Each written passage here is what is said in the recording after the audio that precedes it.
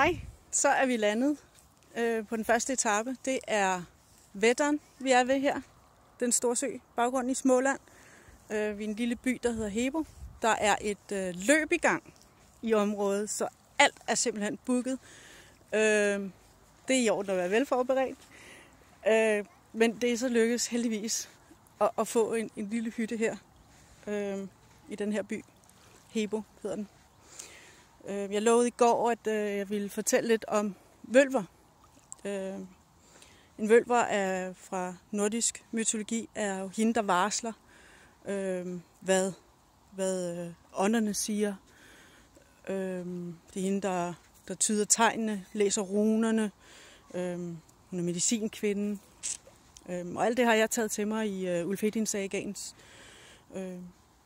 Vi har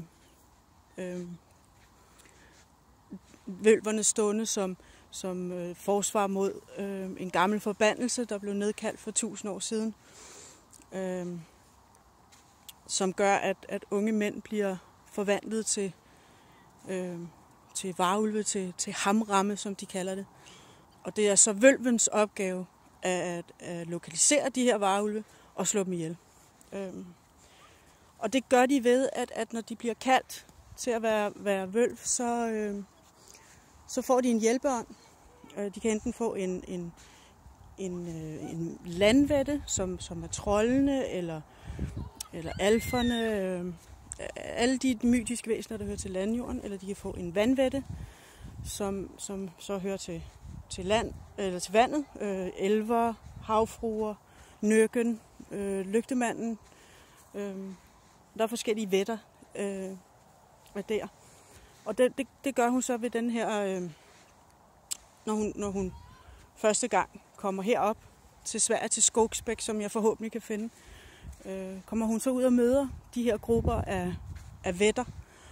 Og den repræsentant for enten landvætten eller vandvætten, som giver hende sit navn, bliver så hendes frænde, hendes hjælpeånd, som skal stå hende bi i de her kampe mod hamramme.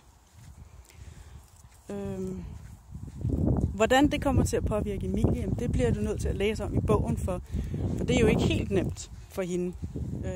Det går desværre ikke helt som vølven spår. Så det var så min datter.